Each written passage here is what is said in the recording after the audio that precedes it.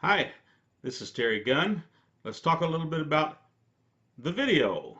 We're going to make a video. Step 3 is the video. Now for the good part. Let's make a video.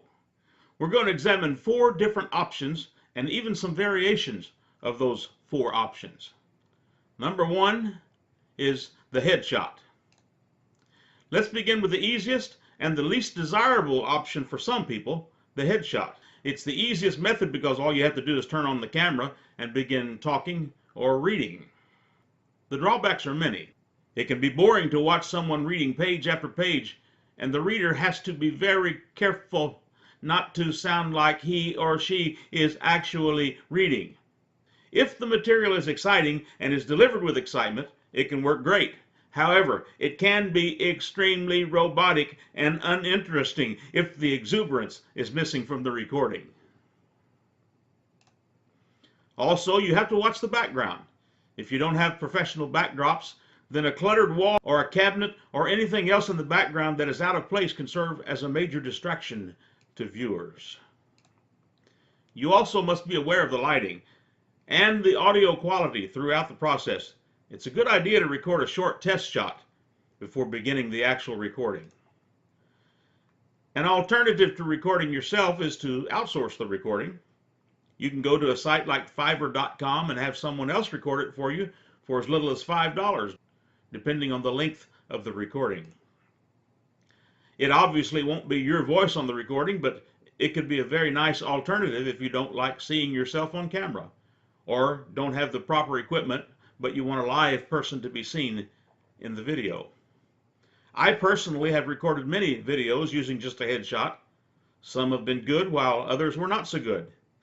In many cases, this is not the best option, but it is an option nevertheless. Slides. Let's talk about slides for a minute. A very popular method right now for making quick, inexpensive, yet great quality videos is the use of PowerPoint type slides. You can use Microsoft PowerPoint, or if you don't have that on your computer, you can use the free OpenOffice suite, which includes Impress, and that's what I'm using right now. I have both on my PC, and I actually use Impress more than PowerPoint. Both programs are very good and will get the job done for you. You can do this very simply, or you can go with graphics and get really technical with it. The simplest method is to copy 40 to 50 words from your article and paste them onto a slide using a larger font size. If your article is 400 words and you use 50 words per slide, you'll need 8 slides for the content. Use a title slide at the beginning and a call to action slide at the end, and you'll have a total of 10 slides in your video. Then all you need to do is record yourself reading the slides and put them together. I'll show you a couple of ways to do that. A variation of the above is to use only a dozen words or so and make them really large. This makes for a faster moving presentation with more slides. In this method, the listener, the reader, cannot read ahead. They have to pay closer attention. You have more options doing it this way in that you can become more creative, making the line of text run in different directions on the various slides. It takes more time to put it together, but it makes for a more professional looking presentation. Once they are completed, then record yourself reading the slides and put it together as a video. A third option would be a combination of the first two. You could use the 50-word idea and place each sentence into the slide one at a time as the line is spoken. This would require several slides more, but it's very effective.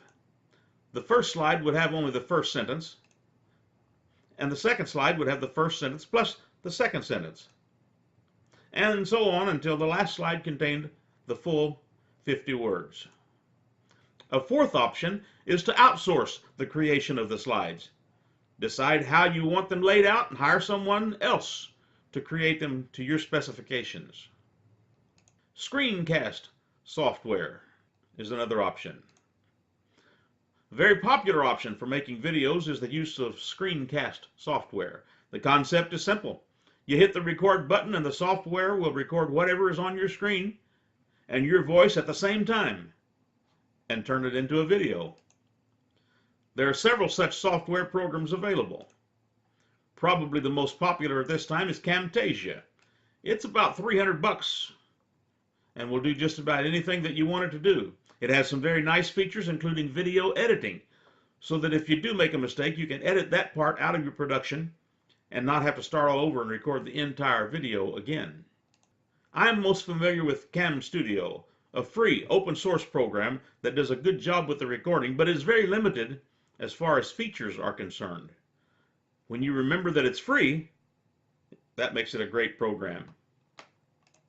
I'll mention one more. Jing is another software program made by the makers of Camtasia. It's also free and does a good job with the recording, but it's very limited as far as features are concerned. I have used Jing some, but for some reason I have just stayed with Cam Studio. Video editing software. Another very good option is to take the slides you've made and the vocal that you have recorded, put them together using video editing software. The final step in the creation of your video, no matter which method you're using, will usually be the editing of the video. There will undoubtedly be little glitches that you want to remove, maybe large glitches. There are a couple of ideas that come to mind rather quickly. I've already mentioned Camtasia, a screenshot software which has editing capabilities built into the program. If you want to afford that tool, then you won't need anything else. An alternative would be a video editing program for your computer. There are a lot of them available, and this is not really the place to convince you that you should use one over the other. I'll show you the one that I use, only because it's the one that I use, and I'm familiar with it. It's called Power Director. With this type of software, you can choose how you want to put your video together. When I use Cam Studio and need to do some editing, I can import my finished video from Cam Studio into my editing software, and it's easy to make changes at that point. If I need to correct a slide, I can go back to OpenOffice, make the change, and then just insert the new slide into the proper place and not have to record my voice over again. If something in the audio needs to be removed, I can cut as long as the glitch is in the same slide and you'll never notice it. With this method, I can add extra slides at the beginning and or the end with no problem. Another option is to record the slides and then record my voice reading them and put them together in the editing software. I can even record with Cam Studio and then separate the video and the audio in the Power Director and add the slides one at a time. I could make the slides, outsource the audio, and then put it together with ease with Power Director. I can even use slides, audio, and then add a headshot in the corner. All I need to do is use Cam Studio to make the video, and at the same time use my webcam to record my face on a separate video.